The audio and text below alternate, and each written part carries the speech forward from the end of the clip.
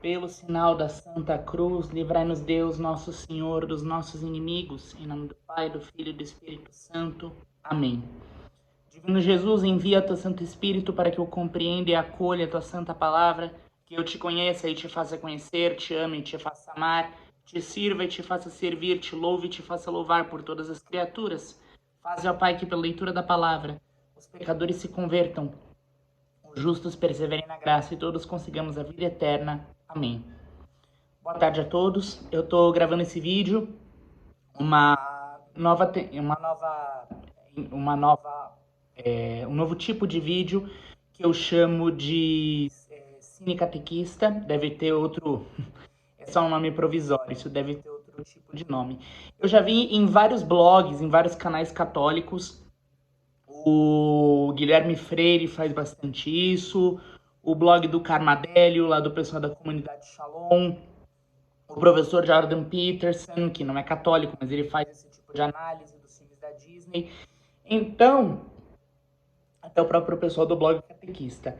A minha intenção nesse vídeo é fazer análise de vários filmes de uma perspectiva católica. O que esses filmes podem nos ensinar de uma perspectiva católica?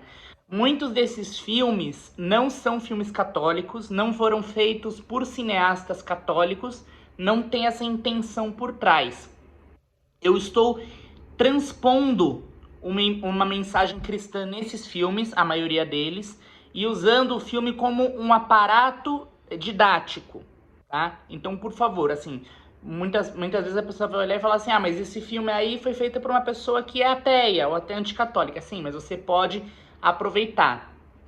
Tinha um santo, eu não lembro qual que era agora, acho que ele era de Alexandria, que ele escreveu um texto, acho que era Ad Adolescens, né, para os adolescentes. Ele falava que nós, cristãos, devemos ser como abelhas, né, que elas passam em cada flor, mas elas só tiram daquela flor o que é importante para sua tarefa. Né, produzir o mel, produzir a cera, produzir aquilo que faz bem à colmeia. Então vamos, nesse primeiro vídeo eu queria tratar com vocês de um filme da Disney chamado A Princesa e o Sapo. Muitas pessoas torcem o nariz para esse vídeo pelo fato de aparecer neles personagens ligados ao voodoo, à questão do voodoo. Eu não estou dizendo que esse filme ele esteja isento de suas falhas. Até a gente fica um pouco assustado de se aproximar de um filme que tem esse tipo de temática.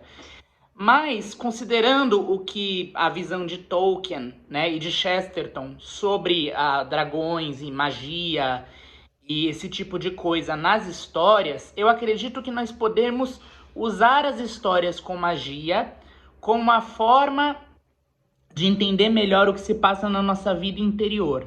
Isso não quer dizer que a magia seja algo que deva ser fomentado ou mesmo que seja real, que a invocação de forças ocultas e sobrenaturais deva ser procedida dessa forma, não. Até alguém deles falou, acho que o filme Encontrarás Dragões, que é a história sobre São José Maria Escrivá. Acho que até alguém fala disso, né? É a citação de um grande autor que falava: os contos de fada não servem para que as crianças aprendam que os dragões existem, mas que eles podem ser derrotados. Então, assim, vamos tratar disso como uma obra de ficção. E o que isso pode nos ensinar? Bom, primeiro ponto, eu acho que essa obra ela é bem válida para nos ensinar sobre a castidade. A obra é uma obra de época, ela se passa, acho que na era de ouro do jazz, lá em Nova Orleans, mas acho que tem muitas mensagens atuais que a gente pode usar na prática da castidade, descobrir a verdadeira feminilidade, a verdadeira masculinidade nos dias de hoje. Bom, vamos começar com os personagens masculinos.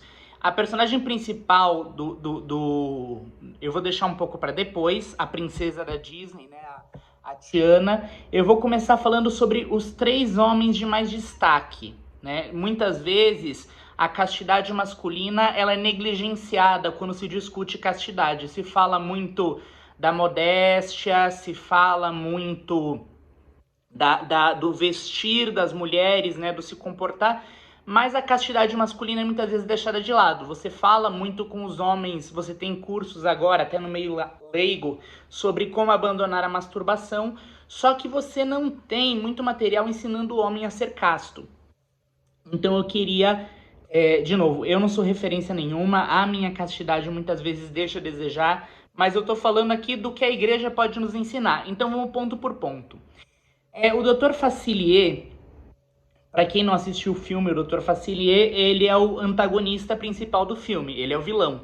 Ele é um feiticeiro voodoo, ele é um feiticeiro voodoo maligno, e ele apresenta a sua proposta para o príncipe e para o mordomo do príncipe na história por meio de um número musical chamado Amigos do Outro Lado, né? Ele fala, olha, eu posso conceder a vocês tudo o que os seus sonhos mais absurdos querem, porque eu tenho amigos do outro lado. Então, uma coisa interessante, essa ideia do facilier, né, da facilidade. O facilier, ele se considera alguém extremamente poderoso. Então, você tem muito essa questão, essa união de vários pecados da luxúria com a ideia de poder. A ideia da pessoa se sentir poderosa, de exercer dominação e força sobre os outros. A própria ideia do empoderamento, né, que você vê certas ondas do movimento feminista, não todas, né, tem algumas que são contrárias a essa hipersexualização, mas você vê diversas feministas que reclamam da hipersexualização masculina, da vulgaridade masculina, e elas mesmas abraçam a vulgaridade, a hipersexualização do feminino, porque para elas o problema não é que a mulher seja hipersexualizada e seja um objeto de consumo. A questão é, elas querem ter o direito e a oportunidade de tornar outras pessoas escravos e objetos do seu consumo. Aí que tá. Não estou disso isentando as outras escolas de feminismo, dizendo que essas escolas são excelentes, mas eu acho que isso é um ponto para se colocar. Então, o que acontece? Você tem faleceu já tem algum tempo agora, o Hugh Hefner, né, que era o dono da Playboy. O Hugh Hefner, ele veio de um lar onde você tinha, nas palavras dele, né, a gente tem que ver até que ponto a gente pode dar crédito a isso. Ele disse que vinha de um lar onde faltava contato, onde faltava carinho, onde faltava amor, né? Então, ele projetava isso na vida dele. Esse lar era cristão, era de alguma denominação protestante, mas enfim, era uma noção errada do carinho, mesmo carinho entre famílias, né? Que era um lar muito distante. E ele considerava isso como um motor para mudar o mundo. Quando a gente lê, por exemplo, as catequeses sobre a teologia do corpo do Papa João Paulo II, ele fala que a nossa relação ela está quebrada por conta do pecado. Então, não se trata meramente de você reprimir ou de você liberar as pulsões sexuais. Se trata de você aplicar o regramento da vontade de Deus sobre aquilo. Entendeu? Assim como, por exemplo, quando você fala da comida, não é uma questão de você se alimentar ou de você morrer de fome. Quando você está falando da ira, não é uma questão de você ter sangue de barata, ser impávido diante de tudo, ou de você simplesmente ser um descontrolado. Os cavaleiros que lutavam nas cruzadas, eles não eram menos virtuosos porque eles empunhavam uma espada. Eles seriam menos virtuosos quando eles empunhavam a espada por uma razão errada, né? Aquela famosa inscrição que tem algumas espadas. Não me empunhe sem valentia, não me desembanhe sem necessidade. Então, trata de uma questão de você colocar isso dentro da forma, dentro daquele controle que é exercido pela vontade de Deus. Então, você tem diversas pessoas, como o Dr. Facilier, que são enfronhadas no pecado, mas não é só que elas têm esse pecado pela malícia. Esse pecado da luxúria, elas utilizam como uma forma de dominação de si e dos outros, né? Então, mais dos outros principalmente. As pessoas acham que são dominadoras, mas são dominadas. Tanto que no fim da história, o Dr. Facilier é arrastado para o que seria a nossa visão inferno, né? Pelos seus amigos do outro lado, né? As forças da escuridão com quem ele se alia. Então, o que acontece? Nós temos aqui hoje em dia pessoas que cometem estupros, pessoas que são cafetões, pessoas que... ou como o próprio Hugh Hefner, né, o fundador da Playboy, que escreve um artigo dizendo que o Playboy, né, a pessoa que segue o estilo de vida que ele propõe, essa pessoa, ela liberta a mulher do fardo da virgindade dela. Bom, se vocês são católicos, eu acho que vocês devem ter uma leve noção de que a virgindade, ela não é um peso, né? E hoje em dia você ainda tem resquícios disso, de valorização da virgindade feminina, isso em grande parte graças ao Hugh Hefner e ao movimento feminista. De novo, não vamos fingir que é só o movimento feminista que causa isso, né? Diversos movimentos revolucionários feitos por homens também colaboraram com isso. A gente vê o próprio... Acho que foi algum programa do Brasil Paralelo que eu estava vendo outro dia, que eles falavam que o James Bond ele vendeu o ideal revolucionário para homens conservadores, de uma forma palatável. Então aquele cara que ele deveria crescer para ser um pai de família, que ele deveria ter uma família numerosa, que ele deveria ir do trabalho para casa, de casa para o trabalho e para a igreja, sustentando, amando a sua família e respeitando a sua esposa, esse cara passa a sonhar ser um playboy, como Hugh Hefner, como James Bond, né? Aquele cara que é sempre descomprometido, fica com todo mundo, tem relações com todo mundo e exerce poder, porque ele pode, né? Você vê muito isso com a valorização de um ideal masculino, enquanto você tem, de um lado, proposto pelas feministas, um ideal de homem que é um cara extremamente afetado, afeminado, frágil, que não tem agência nenhuma. Você tem, por outro lado, um ideal de homem que é entregue às festas, às orgias, às bebedeiras, usa e abusa das emoções alheias, né? É manipulador. Então você tem esses dois parâmetros de homens que são inadequados.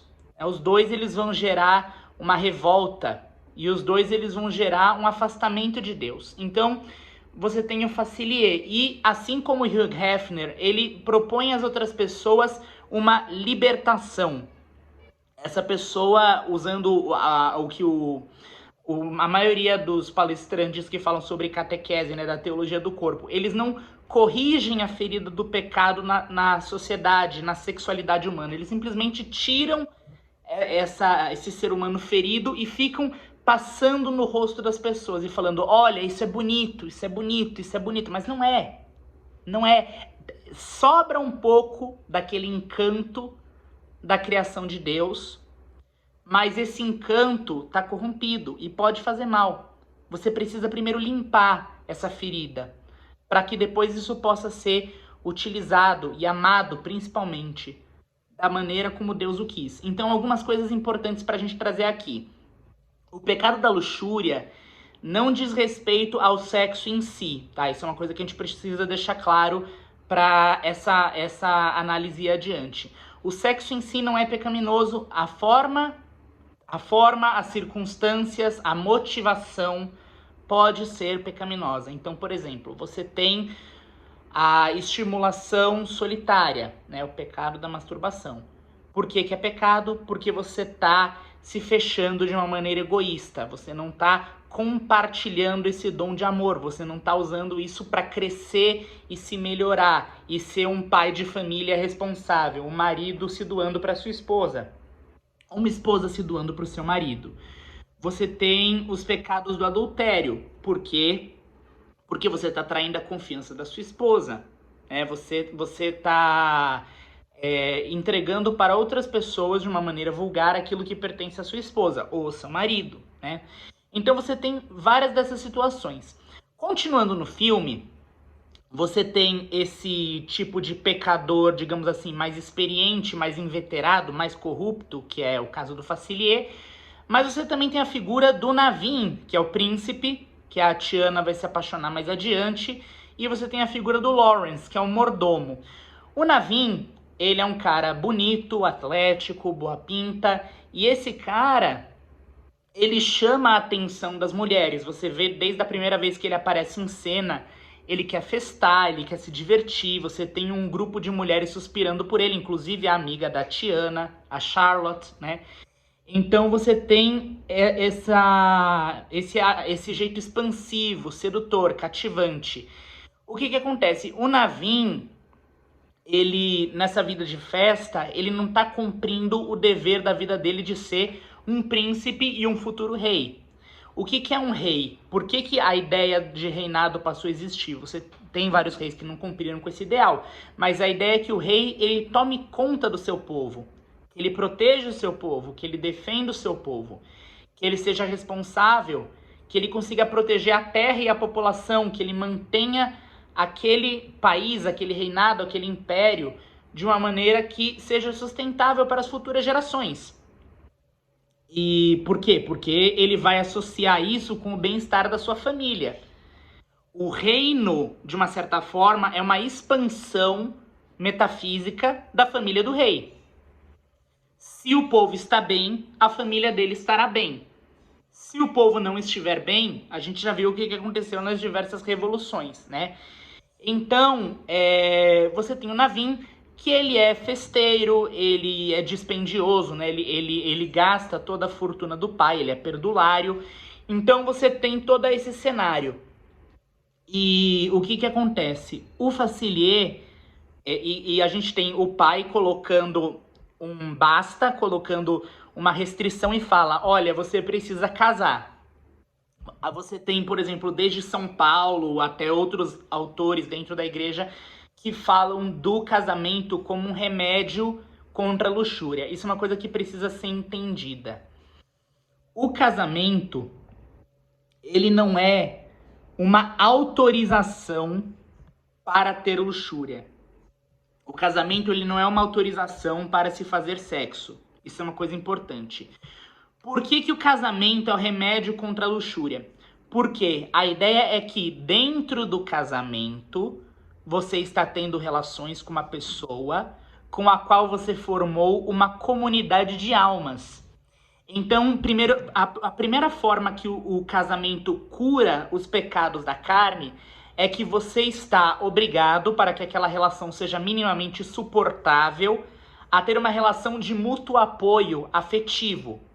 Então, você precisa ser completamente honesto com a sua esposa o máximo possível, e a sua esposa precisa ser honesta com você o máximo possível, falando dos seus problemas, dos seus medos, das suas dificuldades, sempre de uma forma que não vá ferir os sentimentos do outro, mas de uma forma confiante, né?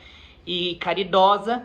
Então, o que acontece? Você cria laços afetivos. Isso é um antídoto contra um dos primeiros efeitos do pecado, que é fechar a pessoa em si mesma. A autoadoração, que é o pior dos pecados, né? Que é a vaidade. Segunda coisa, você está condicionando a atividade sexual à fidelidade. Você só pode ter relações com uma única pessoa. Isso faz com que você consiga controlar a dispersão do seu pensamento. Você não fica mais caçando uma mulher atrás da outra, uma mulher atrás da outra.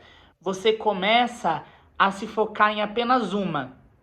E nessa única mulher, você acaba passando do véu da aparência e começando, com a graça de Deus, a desenvolver uma relação de amor que vai além da mera atração física. Então, em primeiro lugar, você não está mais fechado em si mesmo, agora você começa a se abrir para o amor. E o amor dessa mulher pode revelar o amor de Deus, como foi o caso de São Clovis e Santa Clotilde, o rei e a rainha da França, né?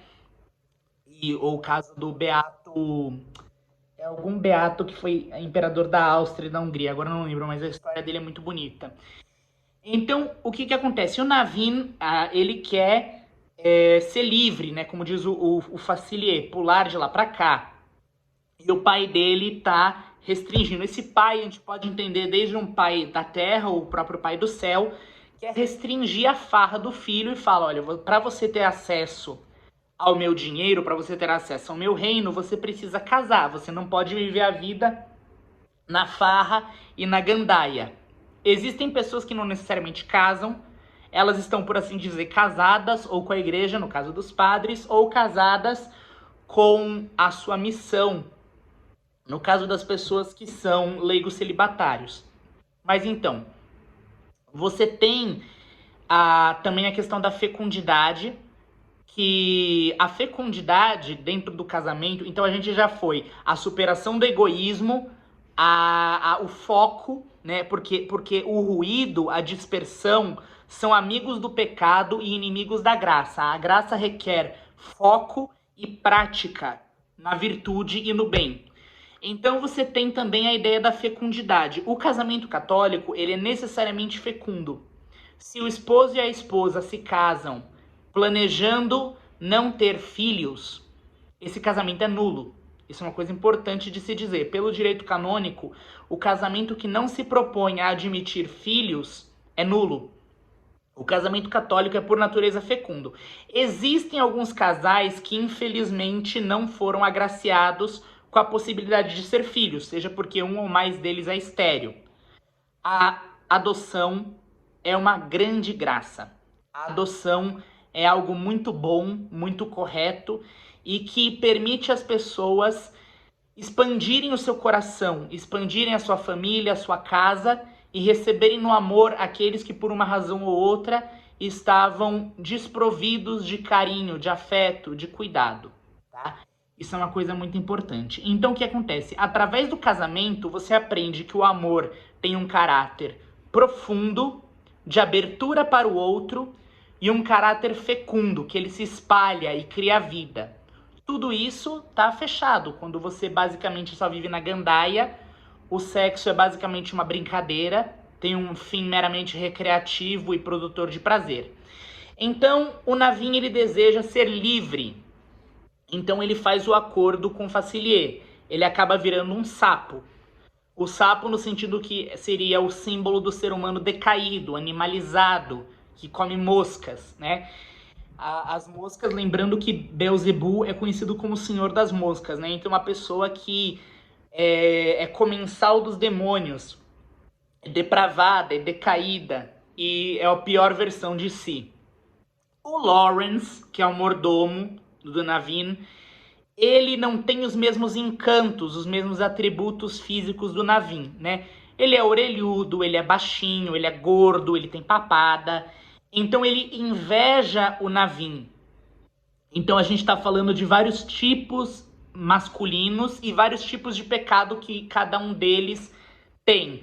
Desde o Facilier, que é extremamente vaidoso e o poder, para ele o prazer é uma ferramenta de poder, até o Navin, que está vivendo a vida louca, né? E para ele é uma questão de prazer, não de poder, então ele é um pouco menos corrupto. Mas lembrando, Nossa Senhora nos diz que muitas almas estão no inferno por conta dos pecados da carne. Então, por mais que seja um pecado de menor impacto, menos perverso do que os pecados, por exemplo, do espírito, como, por exemplo, a soberba, as pessoas que são os grandes cafetões, as pessoas que são os grandes executivos das indústrias pornográficas, esses caras têm um pecado muito maior.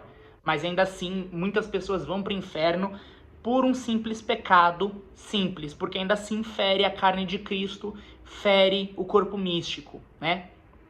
Então o que acontece? Você tem o Lawrence, e aí a primeira coisa que a gente pode parar para pensar é que o Lawrence, ele não seria tão depravado quanto o Navin, se a gente estiver falando de sexo, né? Se a gente estiver usando a metáfora, porque no filme é um filme infantil, né? Você tem todo aquele contexto do tempo livre, do lazer, da riqueza. A sexualidade dos personagens fica em segundo plano, como deveria estar, né? Porque um filme infantil, o lugar do filme infantil não é você falar de sexo de uma maneira direta. Aliás, se você está falando de um filme infantil para crianças muito novas, o ideal é que você não fale de sexo de maneira nenhuma, né? A ideia é que você fale da natureza humana, mas fale da natureza humana de uma maneira edificante, né? Então, usando esse filme para falar sobre castidade com os jovens, você tem a figura do Lawrence. O Lawrence, ele não tem atrativos, né? Ele serve ao Naveen, ele é visto como um amigo, um servo. Só que o que acontece? Na música do Amigos do Outro Lado, quando o Facilier tá tentando fazer um acordo, ele coloca o Lawrence no papel de vítima. Olha, você foi explorado por sua mãe, por sua irmã, por seu irmão. Se você tivesse esposa, você seria humilhado, você seria esmagado. Você quer cumprir os seus desejos e tá no lugar do Naveen. Isso é uma coisa muito importante. Então o que acontece? Ele sempre se vê carregando, quando ele mostra lá as imagens de como o Lawrence se vê, ele vê carregando a família nas costas, ele vê ele mesmo carregando fardos de lenha, e ele sonha com ele próprio ser o príncipe, ele próprio ser o rei, e fazer com que os outros carreguem os seus fardos de lenha. Isso é uma coisa importante. Cristo carregou os nossos fardos, carregou os nossos pecados. Então, hoje em dia, se por um lado você tem um movimento feminista que promove um homem castrado, que promove um homem que é frágil, que promove um homem que não tem pulso, né? Que promove um homem que é um completo inútil e um mero acessório da sua mulher, você tem, por outro lado, um movimento, eu diria, machista, né? Você tem um movimento, uma contracorrente desse movimento, que fala o seguinte: olha, você, homem, que dedica a sua vida à sua esposa, que dedica a sua vida à sua casa, aos seus filhos, você é um gado. Então, esse outro lado, essa contracorrente também é demoníaca. Porque ele pega, essa contracorrente pega um homem servidor, um homem devoto, um homem casto, um homem trabalhador, e pinta esse homem como uma caricatura. Fala assim: olha, você não tem que servir, você não tem que cuidar, você não tem que proteger, você não... Ele faz uma paródia dessa figura do cavaleiro de armadura reluzente, que é o ideal da masculinidade. O ideal da masculinidade, aquele cara que serve, que protege, que defende, que vai à guerra se necessário for, que é devoto, que é fecundo. O que acontece? Você tem essas duas figuras. E o Lawrence, ele é aquele homem que, no linguajar mundano, de novo, esses ideais são muito perigosos, mas muita gente chamaria ele de um beta, né? A ideia de um homem que não tem atrativos, a ideia de um homem que é ressentido, que é fraco. E aí, esse cara, ele faz um acordo com o Facilier e acaba traindo seu melhor amigo. Então, você tem aquelas pessoas que, por exemplo, acabam sendo extremamente traiçoeiras, que fazem o que for necessário para passar na frente dos outros. Aquelas pessoas que são manipuladoras, mentirosas, né? Homens que têm esses defeitos e que acabam adotando estratégias extremamente inidôneas, né, para se promover e chegar no que eles consideram como sendo o ideal. Então, pessoas que se perdem por esse sentido. A gente vai entender melhor como é que ele faz. Então ele se disfarça, ele finge ser o Naveen para poder engatar um relacionamento com a Charlotte, a amiga da Tiana. E enquanto isso ele tá ao mesmo tempo arriscando que ele tá entregando a cidade na mão do Facilier. Ele tá entregando toda a cidade, toda a sociedade na mão de um feiticeiro voodoo. E ele tá traindo seu melhor amigo. Isso é uma coisa muito importante. Então, por exemplo, você vai ver por aí pessoas que dizem que não tem mal algum, não tem problema nenhum você, por exemplo, se relacionar com uma mulher que tem alguém, né? Que tem um marido, que tem um namorado, porque afinal, quem tá querendo é ela, você não tem nenhuma obrigação com o marido ou com o namorado dela. Isso está errado. Isso está errado. Se você vê que uma mulher comprometida está querendo manter relações com você, ou então, mesmo que ela não queira manter relações, se ela está flertando, se ela está querendo jogar com seus sentimentos, se ela está querendo te manipular, ou se ela simplesmente quer te oferecer algum tipo de deleite carnal, não aceite.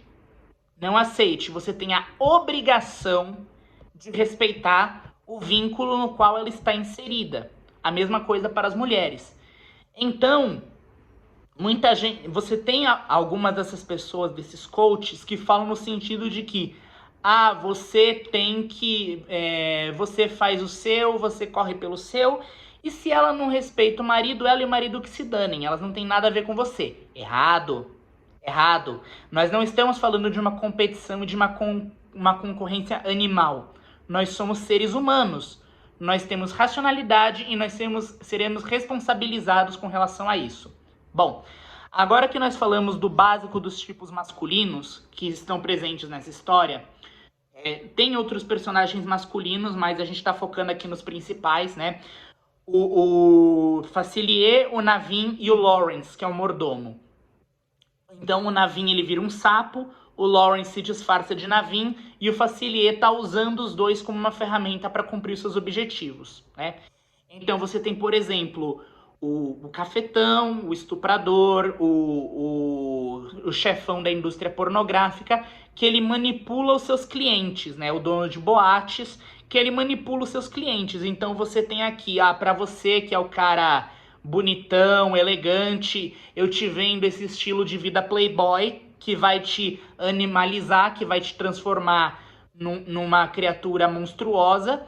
E desse outro lado, você que é um beta, um homem fraco, ressentido, um homem que acaba adquirindo essas características terríveis, né, de ser traiçoeiro, manipulador, invejoso. Você vai ter aqui o seu pequeno nicho para você se fechar, seja na pornografia, seja no ressentimento, seja na depressão. Então você tem isso. Passando para a Tiana, né? A Tiana, ela é a princesa da Disney, que dizem que ela é a primeira princesa negra. Esqueceram a Esmeralda do Corcunda de Notre Dame, mas ok, nem todas as protagonistas são princesas, ok. Então você tem a Tiana. A Tiana, ela é mostrado a infância dela e a relação que ela tem com o pai. Isso é muito importante, né?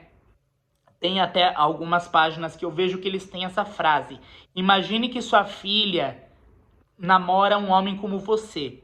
Você sorriu? Se não, é hora de você mudar.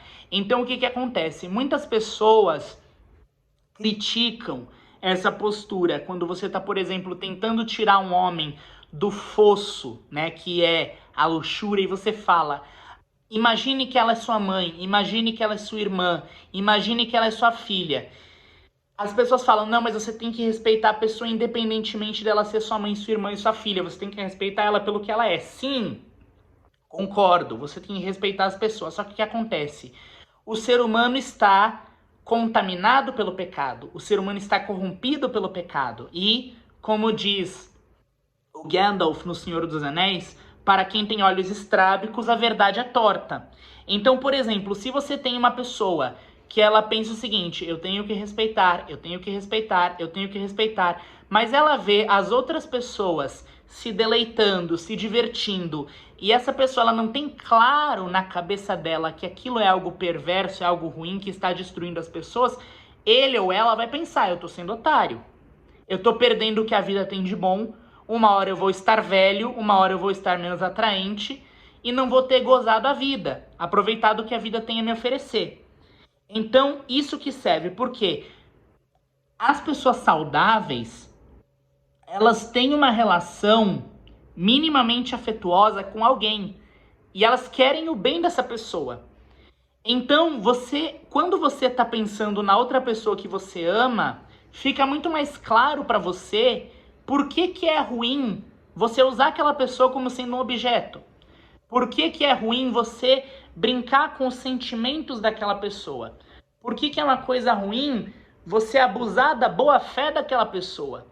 Por que é ruim você tratar aquela pessoa como se ela não fosse mais do que um objeto. Então o que acontece? Você tem aqui a Tiana. A Tiana, o sonho dela é desenvolver um restaurante, é ficar famosa. Então você tem a Tiana, que ela é a famosa mulher empreendedora que nós temos hoje em dia. E ela sonha com isso por quê? Porque ela tinha um bom pai. E o pai da Tiana, que é o referencial masculino que ela tem, ele era pobre, mas apesar de ser pobre, ele ensinava a Tiana que a culinária era capaz de unir as pessoas de diversas classes, de diversas cores. A gente vai ver que a Tiana tinha amigos de outras raças, né, de outras condições socioeconômicas. Então é o uso do seu talento, da sua dádiva dada por Deus para unir as pessoas. E a Tiana, ela guarda muito dentro do coração dela a bondade do pai. Ela teve um bom modelo masculino. Qual que é o problema disso? Né? Ela aplica isso na vida dela. Ela é trabalhadora, ela é honesta, ela planeja o futuro dela. Isso é uma coisa, são todas essas coisas maravilhosas. Ela não fica saindo pra gandaia, ela não se deixa levar pelos encantos do Naveen. Isso a princípio é uma coisa muito boa, mas assim, se a gente parar pra pensar, a mensagem do pai dela era: use o seu dom para unir as pessoas e tornar o mundo mais humano e mais carinhoso. Né? Quando a gente vê, por exemplo, ela com o pai e com a mãe cozinhando na beirada do fogão, e depois quando eles vão pra varanda e tem todas aquelas pessoas, todos aqueles amigos, toda aquela família, pobres, mas felizes. Pobres, mas apaixonados pela vida, naquela pobreza acolhedora. Não tô romantizando a pobreza, gente, tudo bem. A pobreza, pobreza de espírito. A pobreza de você não ser apegado às coisas, mas a Deus e a seus filhos, que são os nossos irmãos. Então ela meio que erra, ela interpreta a mensagem do pai no sentido de que eu preciso deixar de ser pobre.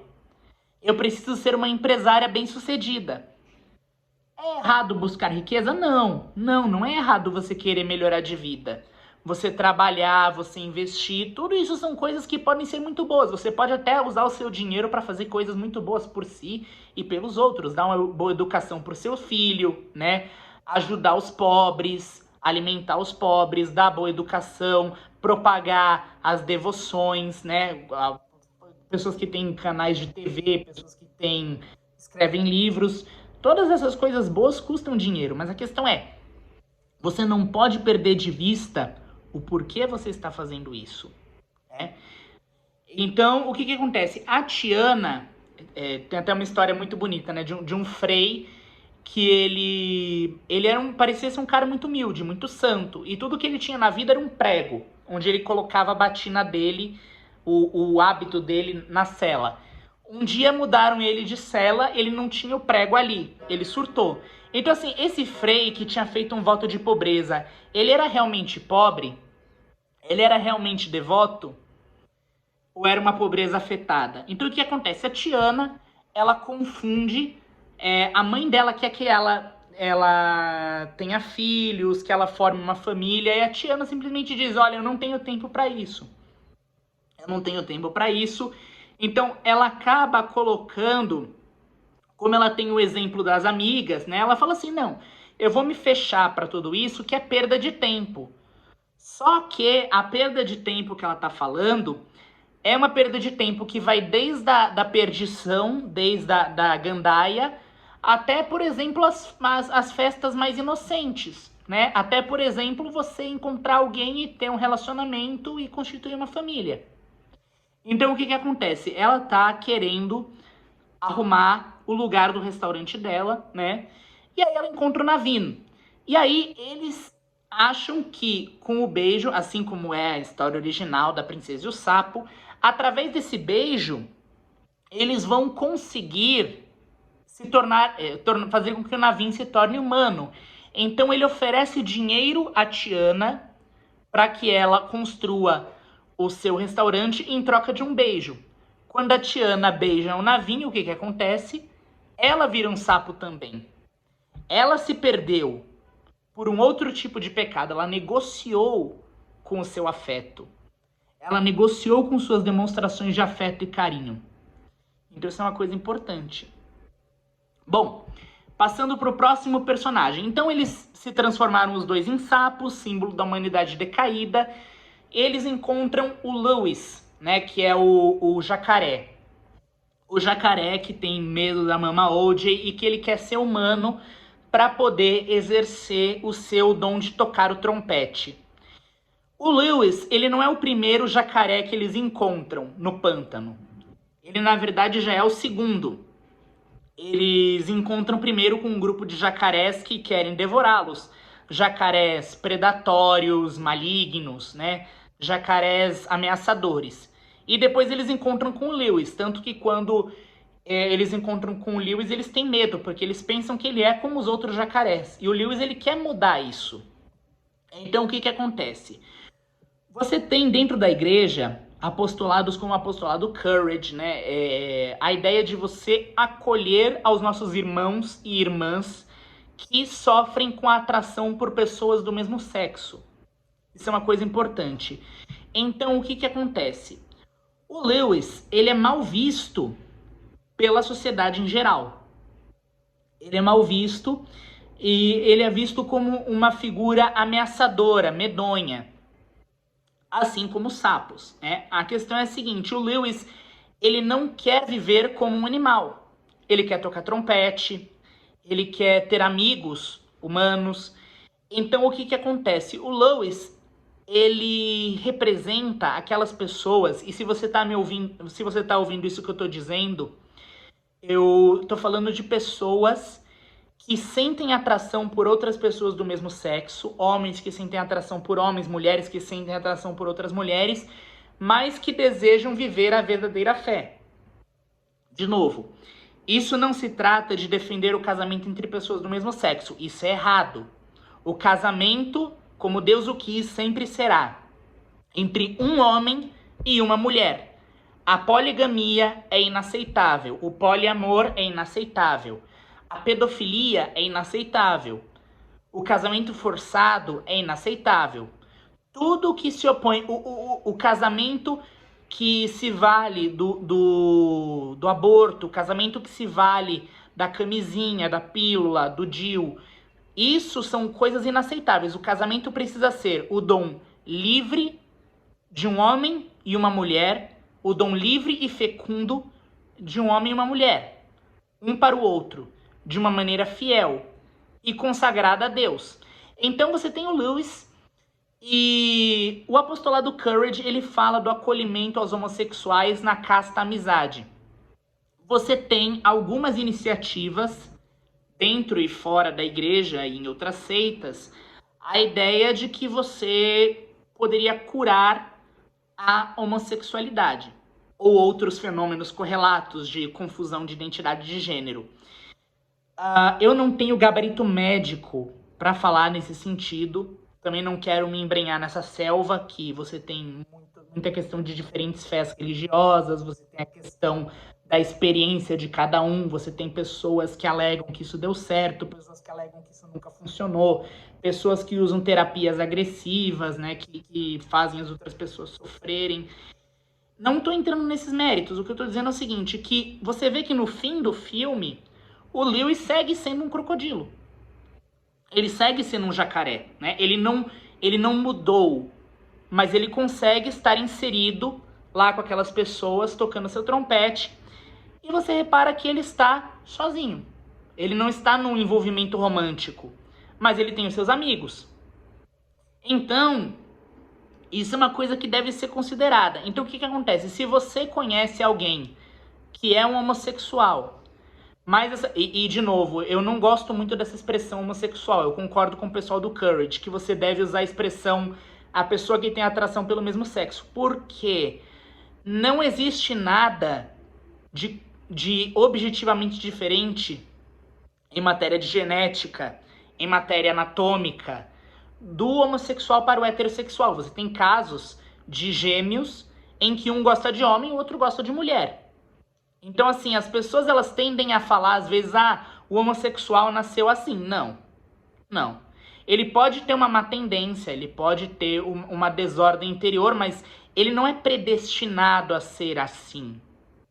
Você não tem algo objetivamente, ah não, essas pessoas elas nasceram diferentes e por isso elas são homossexuais. Não. Qualitativamente, objetivamente, essas pessoas são iguais a nós. Então o que que acontece? Essas pessoas elas devem ser acolhidas em uma casta amizade.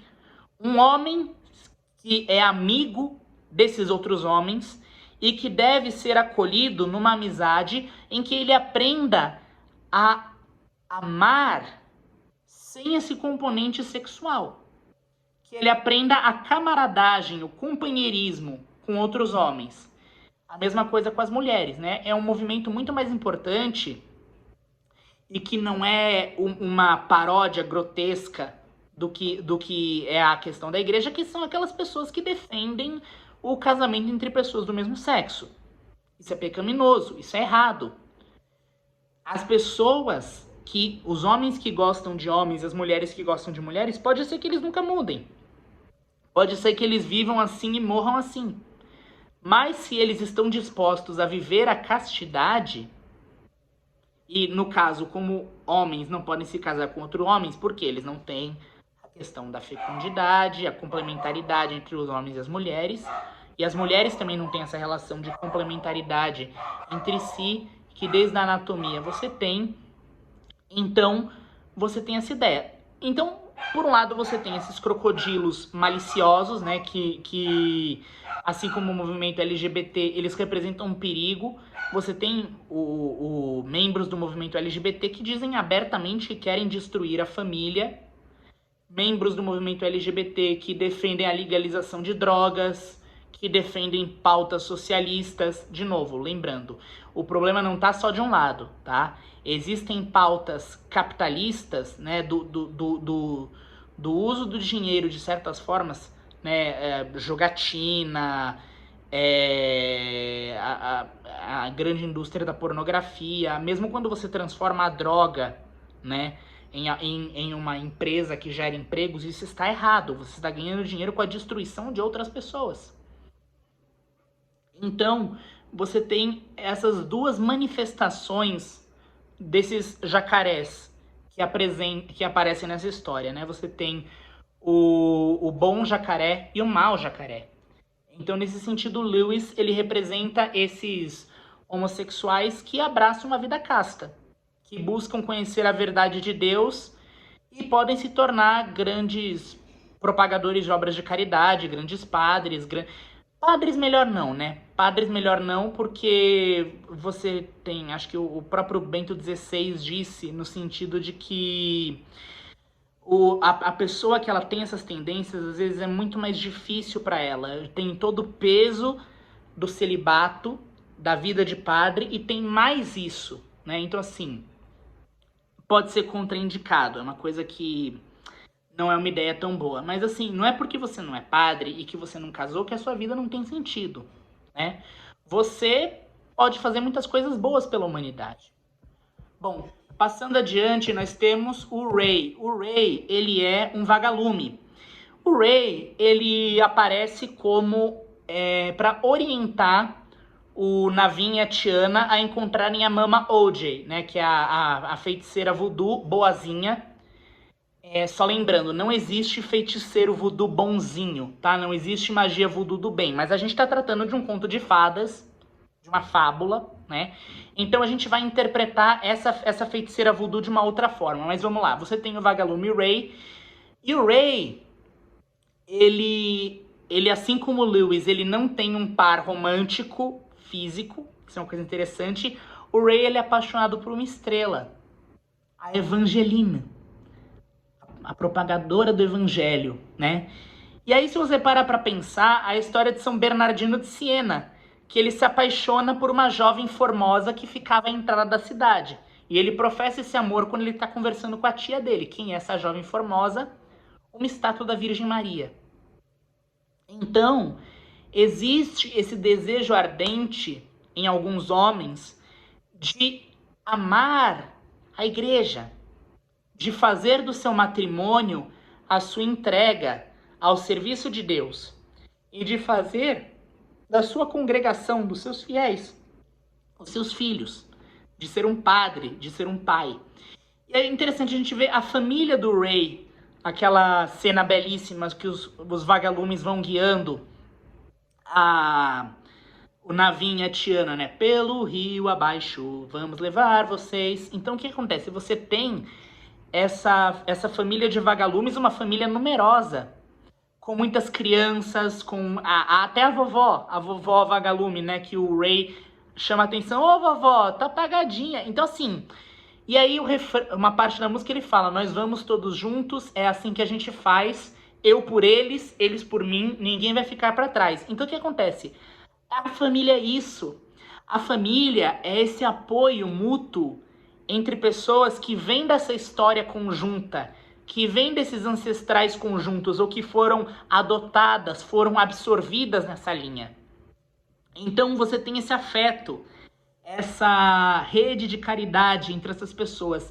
E eles vão ajudar as pessoas que estão fora da família. Então, as famílias a serviço de Deus, as famílias numerosas, as que conseguem, né? Tem pessoas que têm problemas de fertilidade ou que acabam evitando pela castidade, pela abstinência, pelo método Billings, né? Que não tem tantos filhos por N razões que são razões justificáveis, mas que não recorrem, por exemplo, a coito interrompido, a camisinha, a DIU, né? Eles simplesmente sabem regrar as suas paixões.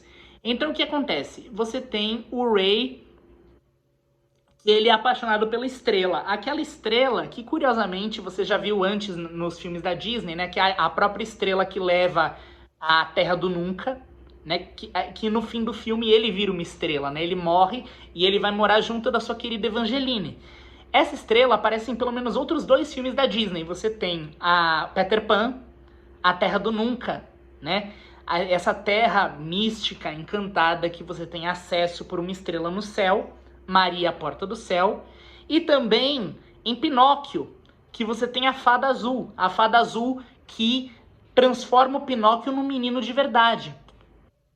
Então você vê o Rey, ele pode muito bem ser colocado como um frade, né? Um sacerdote, alguém, porque a luz dos vagalumes, ela mata as sombras do Dr. Facilier. Ele traz essa luz ao mundo, né? E afasta o demônio. Isso é uma coisa muito bonita. A luz dos vagalumes nessa história é exorcística, né? Bom, passando adiante, você tem a figura da Mama OJ, né? Eles finalmente chegam na casa da Mama OJ.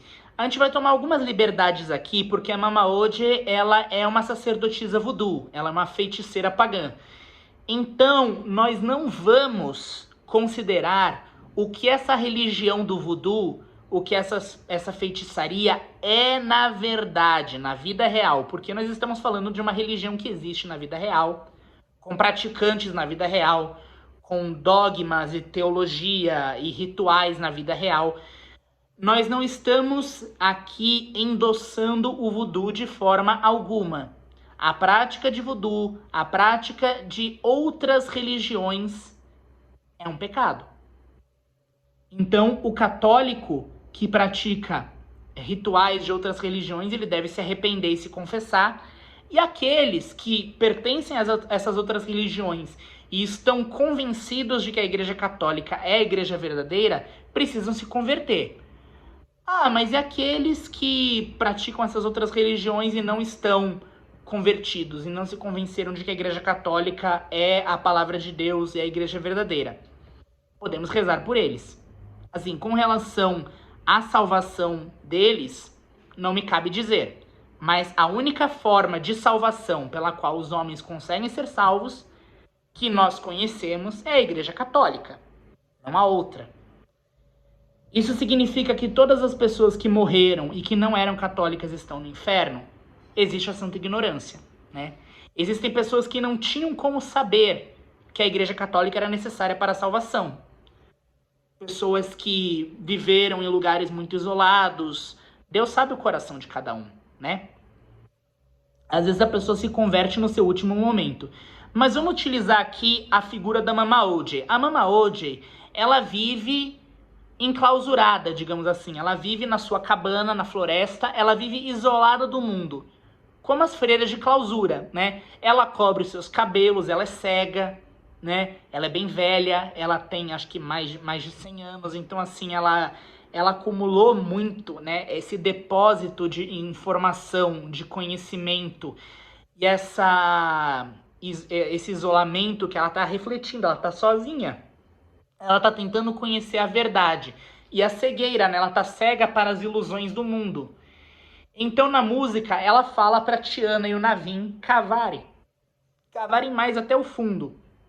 Como Santa Teresa d'Ávila, né? Que nos estimula a conhecer o nosso castelo interior. Não estou dizendo aqui que Santa Teresa seja comparável de alguma forma a uma feiticeira voodoo. Não, tá? Não. A Igreja Católica tem a verdade que outras religiões não têm. O voodoo não é, nunca foi e não pode ser minimamente comparável com a fé católica. Assim como o protestantismo, o hinduísmo, o espiritismo, até a própria Igreja Ortodoxa. A Igreja Ortodoxa, por mais que ela tenha a sucessão apostólica, ela ainda assim não pode se comparar. Claro, eles têm os sacramentos válidos, eles têm a sucessão apostólica, mas nós temos que combater o cisma. Os ortodoxos estão numa posição muito privilegiada porque eles têm a sucessão apostólica, porque eles têm sacramentos válidos, porque grande parte dos dogmas da verdadeira fé eles compartilham com os católicos, mas nós precisamos devotar as nossas orações para que esse cisma acabe logo. A igreja precisa voltar a respirar com os 2 pulmões. Então o que acontece? Vamos tratar a Mama Ojei para fins metafóricos como uma freira, tá? No sentido de que ela vive num ermitério, ela cobre os cabelos, ela é cega para as ilusões do mundo e ela tenta estimular o conhecimento da verdade. Então, esse recolhimento, às vezes é visto pelas pessoas como uma fuga do mundo, né? É visto pelas pessoas como uma fuga do mundo. Fala assim, você está fugindo do mundo, você está se escondendo. Muitas pessoas desprezam o celibato. Falam assim, você não tem mulher, você não tem filhos. Para as freiras, você não foi mãe, então assim, você não sabe o que você está falando. Não. O celibato, ele pode ensinar muitas coisas. As pessoas que vivem o celibato podem fazer muitas coisas boas. E é necessário que existam pessoas celibatárias para que essas pessoas possam mostrar que o casamento não é uma mera autorização para se fazer sexo. Você não precisa disso para viver, entendeu? Você pode viver uma vida completamente uma abstinência total de sexo e ainda assim amar e ser amado. E praticar o bem, e ser uma pessoa que faz o bem para os outros e torna o mundo um lugar melhor, mesmo que você esteja fechado numa clausura. Porque Deus, ele pode tudo, e ele recebe as suas orações, ele recebe a sua intercessão. Bom, continuando agora, a gente já se aproximando do final, a gente está falando da Tiana e do Navin.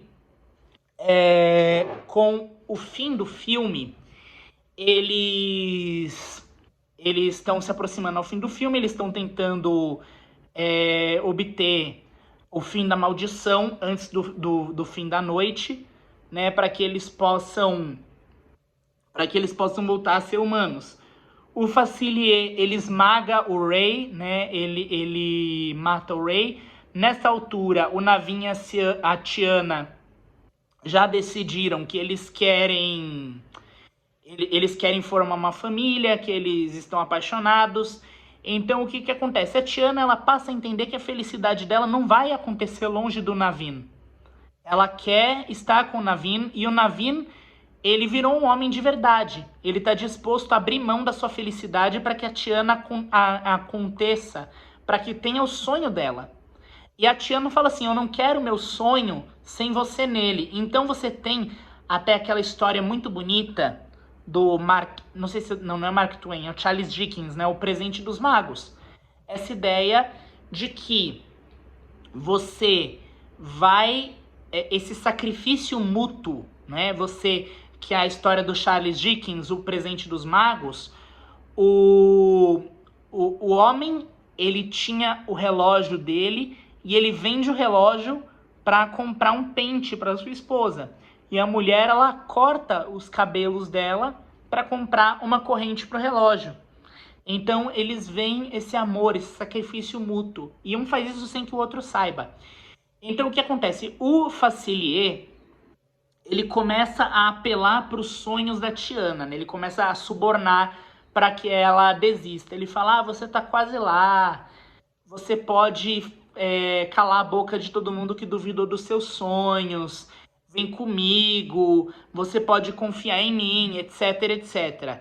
E a Tiana fala, não, o que meu pai trouxe não era um amor desenfreado pelas riquezas materiais. Ele não tinha tudo o que ele amava, mas ele amava tudo o que ele tinha. Uma vez que o Facilier, isso você vai perceber muito na sua caminhada de fé, uma vez que o Facilier percebe que a Tiana ela não vai ceder à tentação, ele parte para agressão, ele parte para táticas de guerra mais afrontosas e ele começa a se gabar, dizendo que vai destruir todos os dois e que ela é apenas uma sapinha gosmenta. Essa é a estratégia do demônio quando nós não cedemos. Ele começa sedutor, ele começa tentando nos levar ao engano, dizendo, olha, eu quero seu bem, eu vou fazer o que você quer. E uma vez que você resiste à tentação, ele apela, ele vai para o seu lado onde você é mais fraco. Então ele apela para suas quedas anteriores, fala assim, Deus não te ama, Deus não vai te perdoar. Ele apela para a rejeição que você sofreu na sua vida, você não vale nada, você foi demitido, aquela pessoa que você gostava, ela te traiu. Então o demônio, ele sabe usar, ele sabe jogar com esses dois lados. Ou ele tá te coagindo, ou ele tá te tentando.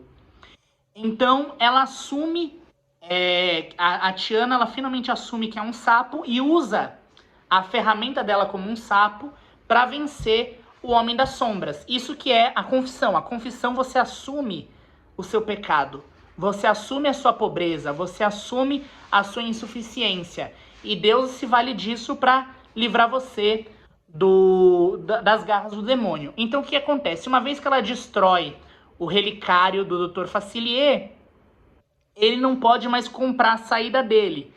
E aí ele é cercado pelos amigos do outro lado, nessas forças das trevas com quem ele negocia durante o filme todo. E aí eles falam assim, preparado? Preparado? Por quê? Porque ele se comprometeu e agora ele vai ter que pagar com a própria alma. Ele é arrastado para a morte eterna. E a feição aterrorizada dele fica marcada em pedra. Bom, no fim do filme você tem o casamento do Naveen e da Tiana, a maldição é quebrada, e é interessante que eles se tornam rei e rainha, né? Eles são coroados. Em algumas igrejas católicas do Oriente, o noivo e a noiva são coroados durante o seu casamento, porque eles são considerados como rei e rainha do seu lar, né? Então, o casamento redime a natureza decaída de cada um deles, eles aprendem a tolerar as falhas e buscar a santidade. O trabalho duro da Tiana e do Naveen dá frutos, eles conseguem construir restaurante, é aquela figura do banquete celestial, né? Então, essa figura da harmonia doméstica e, mais no fim da vida, né, a alegria das núpcias do cordeiro. Então, no fim, eles conseguem, sem o auxílio de trapaças, sem o auxílio da magia demoníaca do Dr. Facilier, essa realização. Para eles, para o Lewis e para todos, né? E o Ray se torna uma estrela, porque ele deu a vida a serviço do bem. Bom, gente, eu espero que essa catequese tenha sido útil. Lembrando, esse filme não é um filme católico, esse filme não pretende ser um filme católico, não foi feito por pessoas católicas, mas eu estou usando todo o aparato narrativo desse filme, que é uma história muito bonita, e que apela para as nossas noções de beleza, para poder fazer uma catequese. Bom, agradeço a vocês desde já, fazer uma oração de encerramento. para que Deus possa usar. É isso na nossa conservação. Em nome do Pai, do Filho e do Espírito Santo. Amém. Ave Maria, cheia de graça, o Senhor é convosco. Bendita sois vós entre as mulheres, e bendito é o fruto do vosso ventre, Jesus. Santa Maria, Mãe de Deus, rogai por nós, pecadores, agora e na hora de nossa morte. Amém. Nossa Senhora do Carmo, rogai por nós. Em nome do Pai, do Filho e do Espírito Santo. Amém. Jesus te abençoe.